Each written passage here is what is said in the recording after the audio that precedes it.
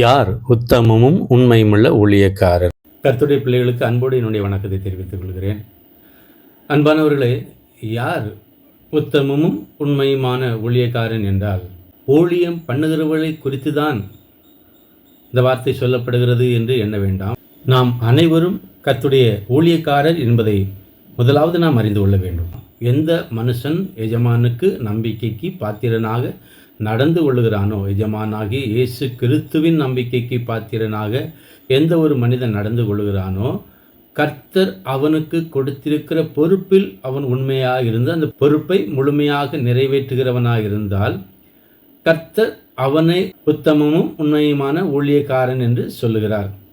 அந்த பொறுப்பு என்பது ஊழியத்தில் மாத்திரமல்ல, அது எந்த ஒரு காரியமாக இருந்தாலும் சரி, உலக பிரகாரமாக உண்டாயிருக்கின்ற அதிகாரங்கள், குடும்பத்தில் உண்டாயிருக்கின்ற பொறுப்புகள், கடமைகள், பிள்ளைகளை வளர்க்கிற காரியங்கள், குடும்பத்தை விசாரிக்கிற காரியங்கள், பெற்றோரை கவனிக்கிற காரியங்கள், முதிர் வயதில் இருக்கின்றவர்களை பராமரிக்கிற காரியங்கள் எல்லாவற்றையும் ஆண்டவர் பார்க்கிறார்.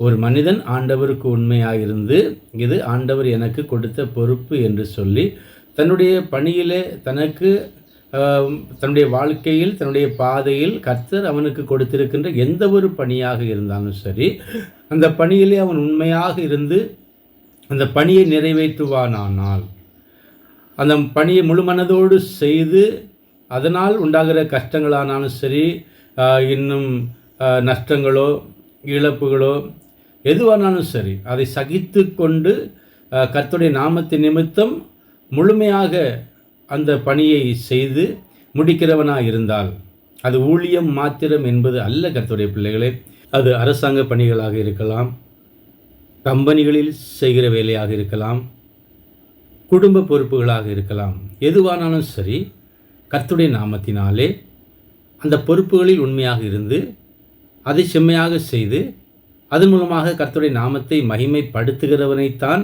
ஆண்டவர் உத்தமமும் உண்மையுமான ஊழியக்காரனே என்று அழைக்கிறார். கர்த்தர் உங்களை ஆசீர்வதிப்பாராக. ஆமென்.